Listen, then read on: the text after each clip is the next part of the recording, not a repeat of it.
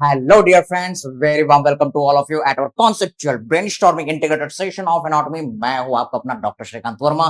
तो इस सीरीज में जिसमें हम अपने कोर्स को कंसाइज कर रहे हैं, क्रिस्प कर रहे हैं, कॉम्प्रिहेंसिव रख रहे हैं, we are doing the relevant and revisable course material. इस सीरीज में हमारा last video histology point of view से जो आपके लिए इंपॉर्टेंट है, जो अदर सब्जेक्ट में इंटीग्रेशन करेगा। हम इधर उधर की फालतू चीजें नहीं कर रहे हैं, ऐसा हम कोर्स को बर्डन नहीं बना रहे कि ये आपके लिए रिवाइज करने लायक ना हो। इतना आपको जरूर करना है, अच्छे से करना है और बार बार करना है। तो इस सीरीज में आपके सामने है lymphoid tissue. Yes, what are the different things which we are going to learn in this unit. हम यूनिट इंट्रो की बात कर रहे हैं, तो हम टाइप्स ऑफ लिम्फोइड ऑर्गन्स की बात करेंगे, जो पुराने टाइम का क्वेश्चन हुआ करता था। एक बेसिक प्लेटफॉर्म बनाएंगे, फिर हम लिम्फ नोड, स्प्लीन, थाइमस और टॉन्सिल को देखेंगे और साथ में कुछ एक्स्ट्रा एज लर्न करेंगे, जहां से हिस्टोलॉजी के क्वेश्चन रिसेंटली आ रहे हैं। और हमेशा की तरह revision capsule, previous year question और फोकस एरिया तो हमें देखना ही है। चलिए शुरू करते हैं ये सेशन, लेकिन शुरू करने से पहले हमेशा की तरह कुछ पॉजिटिव वाइब्स के साथ स्टार्ट करते हैं। याद रखो दोस्तों, दुनिया को जीतने का हौसला रखो, रोने से बिगड़ा मुकद्दर नहीं बनता, एक हार से कोई फकीर और एक जीत से कोई सिकंदर नहीं बनता। इसलिए याद रखिए, वक्त को वक्त दीजिए, पेशेंस रखिए और हार्ड वर्क करते रहिए। चलिए शुरू करते हैं ये एक और खूबसूरत सा हमारा सेशन। सबसे पहले हम देखते हैं कि लिम्फेटिक टिश्यू, इसे हम किन दो कैटेगरी में डिवाइड कर सकते हैं। ये पुराने टाइम का क्वेश्चन हुआ करता था। यस, लिम्फोइड टिश्यू क्या है? These are the specialised connective tissue. Okay sir, connective tissue का मॉडिफिकेशन है which is consisting of the immune cell, जिसमें आपको लिम्फोसाइट्स मिलेंगे, बी लिम्फोसाइट, टी लिम्फोसाइट, इसके अलग अलग वैरायटी मिलेंगे, तो उसको हम लिम्फेटिक टिश्यू कहेंगे। सर ये दो टाइप के होंगे, एक प्राइमरी, दूसरा सेकेंडरी। प्राइमरी को ही आप कह सकते हैं सेंट्रल लिम्फोइड ऑर्गन, सेकेंडरी को आप कह सकते हैं पेरिफेरल लिम्फोइड ऑर्गन। ये दोनों जो हैं हमारे प्रीवियस ईयर क्वेश्चन हुआ करते थे। फिर से प्राइमरी लिम्फोइड ऑर्गन या फिर सेंट्रल लिम्फोइड ऑर्गन में दो चीजें आपको काउंट करनी है। आप याद रख सकते हैं mnemonic T B, T for thymus और बी फॉर बोन मैरो। ये दो ऑर्गन है जो प्राइमरी या सेंट्रल के अंदर इंक्लूड है, जबकि सेकेंडरी या पेरिफेरल लिम्फोइड ऑर्गन की बात करेंगे तो इसमें आप बोलेंगे spleen, tonsil, appendix, MALT, GALT, BALT, part, ये सारी चीजें आप देखते हैं, ये हमारे सेकेंडरी के अंडर में आएंगे और लिम्फ नोड भी सेकेंडरी पेरिफेरल लिम्फोइड टिश्यू के अंडर आएगा। चलिए इनमें से जो इंपॉर्टेंट चीजें वो हम लर्न करते हैं एक एक करके। सबसे पहले लिम्फ नोड आप लर्न करेंगे। Hodgkin lymphoma, non Hodgkin lymphoma, leukaemia, lymphoma, yes, ALL, BLL, TLL, आप लर्न करेंगे। सीएमएल, ऐसे कई सारे ल्यूकेमिया अपने पैथोपीडिया और मेडिसिन में लर्न करते हैं, तो वहां पर लिम्फ नोड का इनलार्जमेंट, लिम्फेडेनोपैथी देखते हैं। तो इसलिए लिम्फ नोड के बारे में बेसिक चीज आपको पता होनी जरूरी है। तो लिम्फोइड ऑर्गन आपके एग्जाम में आते हैं, सबसे पहले आपको आइडेंटिफाई करना है लिम्फोसाइट। लिम्फोसाइट आ गया मतलब वो लिम्फोइड ऑर्गन है। अब या तो वो लिम्फ नोड हो सकता है जो जनरली आपसे पूछे जाते हैं, या फिर स्प्लीन हो सकता है, या फिर ये आपका टॉन्सिल हो सकता है, या फिर थाइमस हो सकता है। जनरली ये चार चीजें पूछी जाती है। कैसे डिफरेंशिएट करेंगे? याद रखेंगे, लिम्फ नोड जो होता है, yes sir, it is our bean shaped और you can say reniform shape. Yes, कुछ इस तरीके से आपको छोटा सा नजर आएगा, जिसमें लिम्फेटिक्स आते हैं। आने वाले लिम्फेटिक्स को हम एफरेंट लिम्फेटिक्स कहेंगे, जो कॉन्वेक्स सरफेस से एंटर करते हैं और फिर कॉन्केव सरफेस से, यस, इफरेंट लिम्फेटिक निकलता है। Yes, you can see the lymph, it is entering from the convex surface of the lymph node और फिर वो concave surface hilum of the lymph node से बाहर निकल जाता है। Okay sir, so when you are observing you can see there is the presence of the capsule. Okay sir, सबसे बाहर में आपको कनेक्टिव टिश्यू का कंडेंसेशन मिलेगा, आपको कैप्सूल मिलेगा with the connective tissue with the fat, और यहां पर ब्लड वेसल्स भी आपको छोटे छोटे नजर आएंगे। कैप्सूल के ठीक नीचे में एक कैविटी मिलेगी, दैट इज अवर सब कैप्सुलर साइनस। इसके अलावा कैसे मेनली आप लिम्फ नोड को पहचानेंगे? पहली चीज sir, blue blue blue blue dot दिखेगा क्योंकि लिम्फोसाइट है। यस सर, लिम्फोसाइट्स हम फिजियोलॉजी में पढ़ते हैं, ब्लड में देखते हैं, इसमें लार्ज न्यूक्लियस होता है। अगर इसमें न्यूक्लियस है, डीएनए है, तो ये कौन सा स्टेन लेगा? सर एसिड जो है वो बेसिक स्टेन लेगा, इसलिए न्यूक्लियस जो है वो आपको बड़ा सा नजर आएगा। और आप फिजियोलॉजी में, हिमेटोलॉजी में लर्न करते हैं कि लिम्फोसाइट में बहुत ही पतला सा पेरिफेरल रिम साइटोप्लाज्म का मिलता है, जो कई बार आपको नजर भी नहीं आएगा। Agree sir? So very thin peripheral rim of the cytoplasm. और फिर इसके बाद में definitely you will see the cell membrane. यानी कहने का मतलब, अगर मान लो हम लो पावर माइक्रोस्कोप में देख रहे हैं तो बस ये एकदम छोटा सा ब्लू कलर का डॉट नजर आएगा। तो जब भी आप blue blue blue blue dot देख रहे हैं, मतलब ये लिम्फोइड ऑर्गन है। ये समझ में आया? लिम्फोइड ऑर्गन कैसे पहचानेंगे sir? Blue blue blue blue blue blue multiple dots means ये लिम्फोइड ऑर्गन है, लिम्फोसाइट इसके अंदर है। अब अगर इसमें दो क्लियर जोन नजर आ रहा है, पेरिफेरल में गोल गोल डेंस मास नजर आ रहा है और अंदर की तरफ लेस डेंस मास नजर आ रहा है, मतलब ये पेरिफेरल पार्ट में लिम्फोइड फॉलिकल्स हैं। गोल गोल आपको ये नजर आ रहे हैं। Getting the point? ये आपका कॉर्टेक्स वाला पार्ट है, जबकि ये लूजली अरेंज पार्ट है जो कि मेडुला है। तो अगर कॉर्टेक्स और मेडुला में आप डिफरेंशिएट कर पा रहे हैं, बीन शेपेड स्ट्रक्चर आपको नजर आ रहा है, यस, तो आप इसे बिल्कुल लिम्फ नोड कहेंगे। इतना जरूर याद रखना है। चलिए अब हम आगे की चीजों को लर्न करते हैं। जब भी आप किसी लिम्फ नोड में लिम्फेटिक फॉलिकल देखेंगे तो याद रखिए कि इसमें जर्माइनल सेंटर होता है। सर, जर्माइनल सेंटर में इमेच्योर लिम्फोसाइट बन रहे हैं, तो ये जो इमेच्योर लिम्फोसाइट है अभी प्रॉपर बने नहीं है, तो इनमें जो लिम्फोसाइट होंगे वो लेस डेंस होंगे। छोटे छोटे प्यारे प्यारे बच्चे पैदा हो रहे हैं, तो ये इमेच्योर सेल्स हैं। अब सेल्स जैसे जैसे मैच्योर होंगे वो पेरिफेरल की तरफ मूव करते जाएंगे, और पेरिफेरल की तरफ जब मूव करेंगे तो इसमें आपको बड़े बड़े न्यूक्लियस नजर आएंगे। Getting the point? तो इस तरीके से लिम्फोइड फॉलिकल को आप कैसे पहचानेंगे? Yes sir, we will see that mature cells are having the very mature amount of the DNA, so these are appearing the dark blue in colour. लेकिन central part जो है वहां पर इमेच्योर सेल्स हैं, अभी न्यूक्लियस प्रॉपर नहीं बना है, एसिडिक प्रॉपर्टी ठीक से नहीं आई है, तो इसलिए सर सेंट्रल पार्ट जो है वहां पर हमें लेस ब्लूइश एरिया नजर आएगा। ये कुछ और नहीं है sir, it is our lymphoid follicle. Yes sir, it is our diagrammatic presentation of the lymphoid follicle। समझ में आ रहा है बेटा? yes, what you have to remember, here at the center you will see the immature cells, the nucleus is not properly synthesized। जबकि peripheral part में, yes sir, peripheral part आप यहां पर देखेंगे मैच्योर सेल्स हैं, तो इसलिए बहुत अच्छे से ये ब्लू कलर का एरिया मिल रहा है। सेंट्रल पार्ट जहां पर की सेल्स का फॉर्मेशन हो रहा है, जर्माइनल सेंटर आप कहेंगे। ओके सर, अब आप पढ़िए, और भी चीजें आप लर्न करेंगे अपने पैथो में। आप देखेंगे germinal centre lymphoma, mantle cell lymphoma, इस तरीके के वर्ड्स आपको देखने मिलेंगे, वहां पर ये कॉन्सेप्ट आपको काम आएगा। Now look for the next slide, thymus. एक समय था जब थाइमस के ऊपर बहुत क्वेश्चन आता था। अभी फिलहाल DiGeorge syndrome pharyngeal pouch के साथ रिलेट करते हुए थर्ड फेरिंजियल पाउच पर एरो देते हुए से पूछता है। चलिए इसकी हिस्टोलॉजी देखते हैं। एक स्लाइड आपके सामने आया। ओके सर, मैंने आपको बताया कि अगर blue blue blue blue dot नजर आ रहे हैं, कैन यू सी सर, यहां पर आपको खूब सारे ब्लू ब्लू ब्लू डॉट्स नजर आ रहे हैं। ओके सर, आप साथ में देखिए अपने ऑप्शंस को देखिए और अपने थॉट्स को एक डायरेक्शन दीजिए। ओके सर, तो इससे आपको पता चल जाएगा कि हाँ ये लिम्फोइड ऑर्गन है। अब क्या आप इसमें देख रहे हैं, क्या ये रेनीफॉर्म शेप, बीन शेपेड है? No sir. दूसरी चीज, क्या इसमें कॉर्टेक्स और मेडुला में डिफरेंशिएट कर सकते हैं? नहीं सर, इसमें तो अलग अलग लोब्यूल नजर आ रहे हैं, जिसमें पेरिफेरल पार्ट डेंस है और सेंट्रल पार्ट जो है वो लेस डेंस है।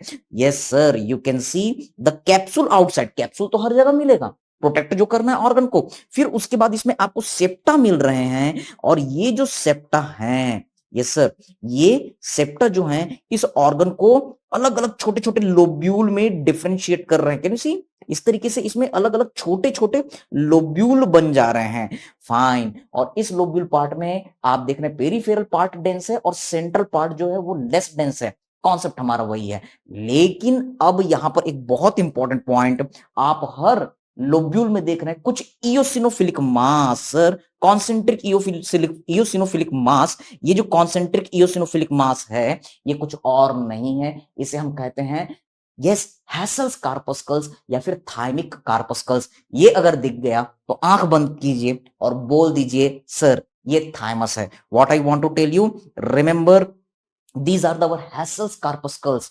eosinophilic concentric mass. These are our Hessel's corpuscles, characteristic feature of the thymus. आप थोड़ा सा कुछ पॉइंट याद रख सकते हैं, ये जो हमारे लिम्फॉइड ऑर्गन्स होते हैं वो रेटिकुलर सेल से बने होते हैं। रेटिकुलर सेल्स कई टाइप के होते हैं, हम उतना डिटेल में नहीं जा रहे हैं, लेकिन याद रखिए इपिथेलियल रेटिकुलर सेल्स टाइप 6 ये डीजेनरेट होता चला जाता है और डीजेनरेट होकर के जलेबी की तरह कॉन्सेंट्रिक इओसिनोफिलिक मास बनाता है, जिसे हम हेसल्स कार्पस्कल्स कहते हैं। ये थाइमस का कैरेक्टरिस्टिक फीचर है।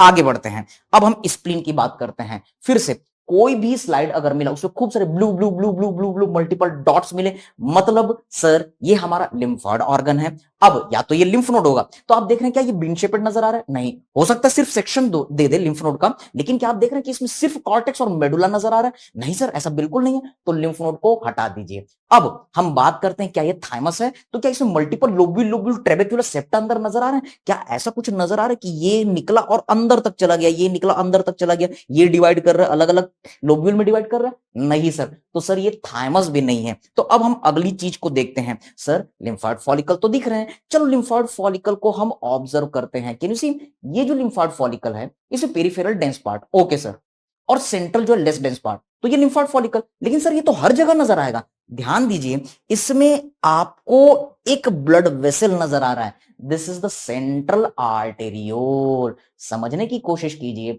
इस सेंट्रल आर्टेरियोल के चारों ओर लिम्फोसाइट का प्रोलिफरेशन होता है, और इस कारण जो स्ट्रक्चर होता है इसे हम कहते हैं व्हाइट पल्प। समझने की कोशिश कीजिए, ये स्प्लीन है। जब भी व्हाइट पल्प और रेड पल्प नजर आ जाए मतलब स्प्लीन है। सर व्हाइट पल्प क्या होता है? यस, स्प्लीन लिया आपने, फ्रेश सेक्शन कट किया, तो वो grey grey grey grey grey colour का आपको नजर आ रहा है, और वो ब्लड ऑर्गन है तो इसलिए उसमें खूब सारा रेडिशनेस नजर आ रहा है। जो भी part red red red red नजर आता है वो रेड पल्प है। लेकिन स्प्लीन में छोटे छोटे ब्लड वेसल्स होते हैं, इसके चारों लिम्फोसाइट का एग्रीगेशन हो जाता है, so that central arteriole surrounded by the WBCs ये व्हाइट कलर या ग्रे कलर के दिखते हैं। कब? फ्रेश सेक्शन में। हम हिस्टोलॉजी की बात नहीं कर रहे हैं, तो ये फ्रेश सेक्शन के नाम पर, ग्रॉस एनाटॉमी के नाम पर, क्योंकि वो व्हाइटिश कलर का दिखता है तो उसे व्हाइट पल्प, और बाकी पार्ट स्प्लीन का जो भी रेड रेड रेड दिख रहा है जिसमें ब्लड भरा हुआ है उसको रेड पल्प नाम दे दिया। लेकिन जब हिस्टोलॉजी सेक्शन करते हैं तब आप देखते हैं कि वो जो व्हाइट पल्प कैसे बना है। सर एक सेंट्रल आर्टेरियोल है जिसके चारों ओर डब्ल्यूबीसी जमा है। WBC yes, white blood cells, ये व्हाइटिश कलर का दिखता है, ग्रेइश कलर का दिखता है, तो इसका नाम व्हाइट पल्प बढ़ गया। ओके, इसके बाहर जो आप देख रहे हैं यहां पर पूरा RBC RBC RBC RBC RBC RBC RBC भरा हुआ है, इसलिए ये रेड पल्प कहलाता है। गेटिंग द पॉइंट बेटा? तो आपने समझ लिया कि व्हाइट पल्प क्या होता है और रेड पल्प क्या होता है। नाउ अब अगर मान लो रेड पल्प और व्हाइट पल्प मिल गया, यानी आंखें बंद कर दो और बोल दो कि सर ये स्प्लीन है। समझ में आ रहा है? Yes sir, red pulp white pulp ये कहीं और नहीं मिलेगा। फाइन। कई बार आपको स्प्लीन के सेक्शन में कंफ्यूजन भी होगा, इसलिए थोड़े से प्रैक्टिस की जरूरत है। Okay sir, we are observing the different parts. Okay, हो सकता है छोटा सा पार्ट बस दे दिया। लिम्फॉइड फॉलिकल को देखिए, blue blue blue blue dot दिख रहा है। एक किनारे में ये भी याद रखना है कि सेंट्रल आर्टेरियोल नाम है, लेकिन ये लिम्फॉइड फॉलिकल के सेंट्रल में नहीं मिलेगा, ये मिलेगा आपको यस इसेंट्रिक पोजीशन में, पेरिफेरल पार्ट में। लिम्फॉइड फॉलिकल के बीच में नहीं मिलेगा, ये पेरिफेरल पार्ट में मिलेगा। This the central arteriole. तो ये सेंट्रल आर्टेरियोल के चारों ओर जो आपको डब्ल्यूबीसी का प्रोलिफरेशन मिल रहा है ये व्हाइट पल्प, और इसके बाहर जो इओसिनोफिलिक एरिया मिल रहा है ये हो गया रेड पल्प। तो इस तरीके से स्प्लीन को आपको आइडेंटिफाई करना है। Now we are coming for the our tonsil. तो टॉन्सिल को समझने की कोशिश कीजिए। हमने अपने ग्रॉस एनाटॉमी में, यस आप ईएनटी में लर्न करेंगे कि टॉन्सिल जो होता है sir, it is almond shaped structure which is having the two surface, medial surface is having the crypt, और एक बड़ा सा क्रिप्ट जो होता है उसको क्रिप्टा मैग्ना कहते हैं। यस, तो इस तरीके से यहां पर आपको छोटे छोटे क्रिप्ट्स नजर आते हैं, गड्ढे नजर आते हैं। तो जनरली जब आप टॉन्सिल को देखेंगे तो उसमें सरफेस में एक बड़ा सा गड्ढा दिखेगा। ये गड्ढा दिखा मतलब टॉन्सिल है। टॉन्सिल का मतलब आप बोलेंगे हाँ भाई क्रिप्ट आपको सेक्शन में मिलेगा। अगली चीज हिस्टोलॉजी का कॉन्सेप्ट लगाओ बेटा। आप जब खाना खा रहे हो तो यहाँ पर फ्रिक्शन हो रहा है, यस सर। यहाँ पर आपका कौन सा पार्ट है, गीला है कि सूखा है? सर गीला है। मैंने आपको हिस्टोलॉजी के वीडियो में बताया हुआ है कि जहां फ्रिक्शन होता है, जो गीला होता है, वो आपका yes non keratinized stratified squamous epithelium होता है। तो आपको यहां पर एक थिक मोटा सा लेयर मिल रहा है, ये कुछ और नहीं है, it is our non keratinized stratified squamous epithelium. और फिर अंदर में डेफिनेटली आपको ब्लू ब्लू ब्लू कलर के डॉट्स मिल रहे हैं, ब्लू कलर के डॉट्स मिल गए, लिम्फोइड ऑर्गन। फिर से डिफरेंशिएट करते हैं, क्या ये रेनिफॉर्म शेप दिख रहा है? No never. बीन शेपेड तो ये दिख ही नहीं रहा है। ओके, दूसरी चीज, क्या इसमें आपको कॉर्टेक्स मेडुला करके चीजें नजर आ रही है? सर ऐसा भी कुछ नजर नहीं आ रहा है। हो सकता है सेक्शन अलग अलग जगह हो, चलो कोई बात नहीं, रेनिफॉर्म शेप नहीं है, आपको कॉर्टेक्स मेडुला नजर नहीं आ रहा है। स्प्लीन आप कह सकते हैं, सर इसमें रेड पल्प व्हाइट पल्प जैसी कोई चीज या फिर सेंट्रल आर्टरी जैसी कोई चीज नजर नहीं आ रही, क्या आप इसको थाइमस कह सकते हैं? नहीं सर, इसमें तो कोई भी थाइमिक सेप्टा, कोई भी ट्रेबेकुला, कोई भी सेप्टा लोब्यूल में ये डिवाइड है ही नहीं। हाँ, लेकिन क्रिप्ट आपको बहुत अच्छे से नजर आ रहा है और यहां पर इपिथेलियम को आप आसानी से आइडेंटिफाई कर सकते हैं। The thick layer is outside, तो डेफिनेटली ये आपका crypta magna non stratified squamous, non keratinized stratified squamous epithelium नजर आ रहा है, तो ये आपका सिर्फ टॉन्सिल हो सकता है। चलिए आगे हम बढ़ते हैं। हमारे नीट पीजी में 2021-22 में टंग के ऊपर क्वेश्चन आया हुआ है। पहले ही आपको बता चुका हूं कि टंग एक इंपॉर्टेंट टॉपिक है, टंग थायराइड टॉन्सिल 3T, यहां से क्वेश्चन आते ही हैं और हॉलीवुड बॉलीवुड टॉलीवुड में इनके ऊपर गाने बनते हैं और फिर से वो गाना एक बार दोहराते हैं, तूने मारी एंट्रियां तो दिल में बजी घंटियां, टंग टंग टंग टंग। टंग इज इंपॉर्टेंट टॉपिक, इसका एम्ब्रियोलॉजी और इसकी नर्व सप्लाई जरूर देखेंगे। हिस्टोलॉजी की भी बात करते हैं। टंग में आपको टेस्ट बड, टेस्ट पैपिला मिलेंगे। Yes, there are the more important 4 types of the taste bud. आप टंग के डॉर्सम में देखेंगे, there is the yes V shaped depression which is known as sulcus terminalis, जो कि foramen caecum में मिलते हैं। फाइन सर, याद रखेंगे MCQ, the largest taste bud which is circular and having the vallate means trench you can say, तो इसे हम सर्कम वेलेट टेस्ट बड कहते हैं, जो 8 से 14 आपके नंबर में होते हैं और आपके इस सल्कस टर्मिनस के ठीक आगे होते हैं। Yes, the largest taste bud, answer is circumvallate papilla. इसकी हम बात करते हैं कि ये कैसा दिखता है। सेक्शन कट करेंगे तो आप देख रहे हैं कि ये सर्कुलर अपीयरेंस में होता है।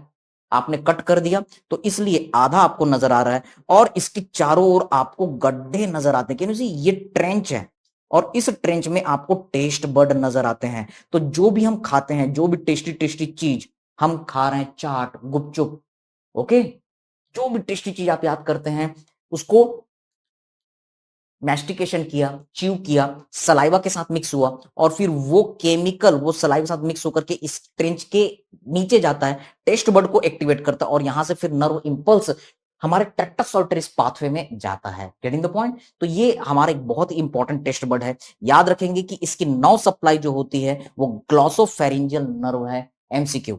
अब हम अगला टेस्ट बड देखते हैं, फिलीफॉर्म। फिलीफॉर्म ये पूरे टंग के डॉर्सम को फिल कर रहा है, इसलिए इसे फिलीफॉर्म कहते हैं। ये कैसा नजर आता है, कैन यू सी? ये आपका पॉइंटेड एंड के साथ प्रेजेंट करता है, जिसके ऊपर केराटिन होता है। सर टंग में केराटिन का क्या काम?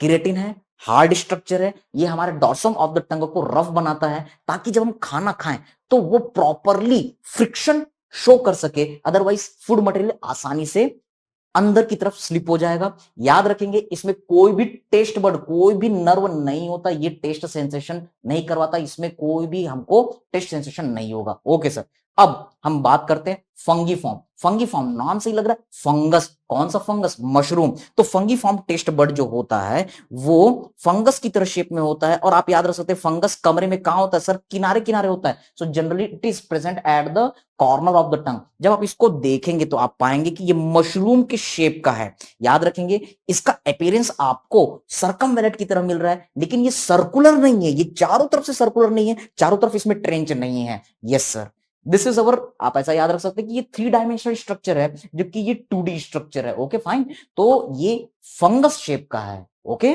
और इसमें टेस्ट बड अगर आप ऑब्जर्व करेंगे तो सर टेस्ट बड आपको एपाइकल पोर्शन में देखने के लिए मिल रहे हैं, जबकि यहां पर ट्रेंच में अंदर की तरफ धसे रहते हैं। अब हम फोलिएट टेस्ट बड की बात करते हैं। फोलिएट, फोलियम, यस, ये फोलियम मतलब लीफ शेपेड होता है, ये आपको पत्ती के शेप का नजर आएगा। ये ऐसे एनिमल्स में मिलता है जो फोलियम खाते हैं। फोलियम कौन खाता है? काऊ, गोट, लोअर एनिमल। ह्यूमन में ये रूडिमेंट्री हो चुका है, ये नहीं पाया जाएगा। It is just in front of this corner of the sulcus terminalis, ये नहीं पाया जाता, अदरवाइज ये रूडिमेंट्री होता है। आप इसमें भी ऑब्जर्व करेंगे कि टेस्ट बड पाया जा रहा है कॉर्नर में। Okay sir, so in this way you can differentiate the taste bud. आपके नीट पीजी एग्जाम में ये सर्कमवेलेंट टेस्ट बड आया हुआ है। So at the last of this session we are going to look for the focus areas for exam. आपको classification of lymphoid organ पता होना चाहिए, ये ओल्ड क्वेश्चन पैटर्न है। इमेज बेस्ड आइडेंटिफिकेशन आपको करने आना चाहिए, ये नीट पीजी में आ चुका है। Lymphoid organs involvement in lymphoma and leukaemia, आपको पैथो और मेडिसिन के साथ इसका कॉन्सेप्चुअल ब्रेनस्टॉर्मिंग इंटीग्रेशन करना ही है। और फिर इसके बाद अब हम देखने जा रहे हैं revision capsules and the previous year question. Example of the primary lymphoid organ मैंने आपको बताया TB sir, thymus and B for bone marrow. Example of the secondary lymphoid organ जैसे कि स्प्लीन, जैसे कि टॉन्सिल, जैसे कि लिम्फ नोड। इसके अलावा मार्ट, गाल्ट, बाल्ट, बाल्ट, जो आप अपने फिजियो में, मेडिसिन में लर्न करते हैं, वो सारी चीजें, बाकी जो भी बच्चा हमारे थाइमस और बोन मैरो के अलावा जो भी चीजें हैं वो सेकेंडरी लिम्फोइड ऑर्गन में आते हैं। White pulp sir, central arteriole which is central arteriole which is surrounded by the WBCs, ये हमारा व्हाइट पल्प होता है। हेसल्स कार्पस्कल्स बिल्कुल याद रखेंगे कि ये सिर्फ और सिर्फ आपको थाइमस में नजर आएगा, जो कि टाइप 6 इपिथेलियल रेटिकुलर सेल्स का डिजेनरेटेड फॉर्म है। So these are the different points. NEET PG में 2021 में क्वेश्चन आया हुआ है, इस तरीके का इमेज था। तो आप यहां पर ऑब्जर्व कर रहे हैं सर, एक सर्कुलर मास नजर आ रहा है जिसके आजू बाजू में आपको ट्रेंच नजर आ रहे हैं, और यहां पर आपको टेस्ट बड छुपे हुए भी नजर आ रहे हैं। यस, ये कुछ और नहीं है, ये हमारा सर्कमवेलेंट टेस्ट बड है। Okay, now try to understand NEET pattern 2022 में एक और बाउंसर पड़ा और इसने पैनक्रियास को पूछ दिया। सी हियर, आप एक सेक्शन देख रहे हैं, ऑप्शन को जरूर देखेंगे जब भी हिस्टोलॉजी या कोई डिफिकल्ट क्वेश्चन आता है या लॉन्ग क्वेश्चन आता है, इससे सोच को एक डायरेक्शन मिलती है। आप यहां पर ऑब्जर्व कर रहे हैं eosinophilic area which are presenting with the nucleus also, basophilic nucleus are also. अब इसके बीच में, इस समुंदर में आपको एक लेस स्टैंड एरिया मिल रहा है। Okay sir, there is a dark eosinophilic area with the nucleus, और इसके बीच में एक लेस डेंसिटी वाला एरिया, लेस स्टैंड एरिया नजर आ रहा है। तो ये कुछ और नहीं है, ऑप्शन को देखते हुए आपको सोचना है sir, it is islets of the Langerhans. ये वही सेल्स है जो पैनक्रियास में पाए जाते हैं। आपको याद है कि हमारे लैंगरहैंस सेल्स, इसमें alpha cells, beta cells, PP sales, ये सारी चीजें होती है। डेल्टा सेल्स होते हैं जो ग्लूकेगॉन, इंसुलिन, पैनक्रियाटिक पॉलीपेप्टाइड का सिक्रेशन कर रहे हैं। These are taking the less staining property. इसके अलावा ये पैनक्रियाज है तो बीच बीच में आपको डक्ट भी नजर आएंगे। यस सर, अलग अलग लोब्यूल के बीच में डक्ट, इसलिए इसको इंटरलोबुलर डक्ट कह रहे हैं। कोई भी ऑर्गन है तो बीच बीच में आपको कनेक्टिव टिश्यू कोलेजन तो नजर आएगा ही आएगा, और इस आइलेट ऑफ द लैंगरहैंस में भी बीच बीच में आपको वेसल्स नजर आ रहे हैं, इनको ब्लड सप्लाई होती है, इसलिए वेस्कुलर स्ट्रोमा भी आपको नजर आते हैं। तो इस इमेज को थोड़ा सा आप ध्यान रखेंगे क्योंकि ये एग्जाम में पूछ चुका है। इसी तरीके से एफएमजी 2021 में क्वेश्चन आया हुआ था। Can you see, these are our, yes sir, elongated cells are visible with the single nuclei and cilia is seen. So this is ciliated, single line है इसलिए simple columnar epithelium. Okay sir, तो आपका question आया हुआ है कि ये कहां पाया जाता है। यस, फैलोपियन ट्यूब, जहां पर मूवमेंट की जरूरत है, और ये हमारे स्पर्म को, ओवम को, जाइगोट को मूव करने के लिए इंपॉर्टेंट है। क्वेश्चन आया हुआ है fallopian tube is having which kind of the epithelium. आपका आंसर है यहां पर मूवमेंट चाहिए इसलिए सिलिएटेड होगा।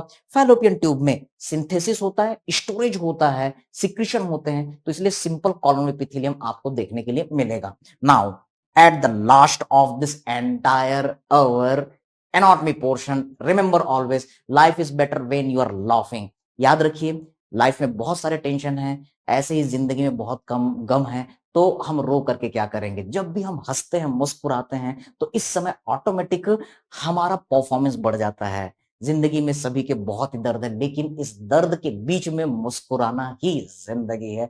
और डेफिनेटली जब आप मुस्कुराते हैं, हंसते हैं, तो आप कोई भी काम बेटर तरीके से कर सकते हैं, पढ़ाई लिखाई भी आप बहुत अच्छे से कर सकते हैं। इसलिए बच्चों, इस लाइन को याद रखना, जो आदमी मुस्कुरा रहा है तो इसका मतलब ये नहीं कि उसकी जिंदगी में कोई गम नहीं है। इसका मतलब ये है कि उसने गम के बीच में मुस्कुराना सीख लिया है। और हाँ, वक्त को वक्त दीजिए, पेशेंस रखिए। डेफिनेटली एक समय आपका आएगा। और वही पुरानी बात, जिसको जो कहना है कहने दो, अपना क्या जाता है, ये वक्त वक्त की बात है। और वक्त सभी का आता है, और आपका वक्त नहीं, आपका तो दौर आएगा। ओके, तो इन्हीं लाइनों के साथ इस सेशन को हम खत्म करते हैं। All the best, God bless you all. स्वस्थ रहिए, व्यस्त रहिए, मस्त रहिए। Thank you.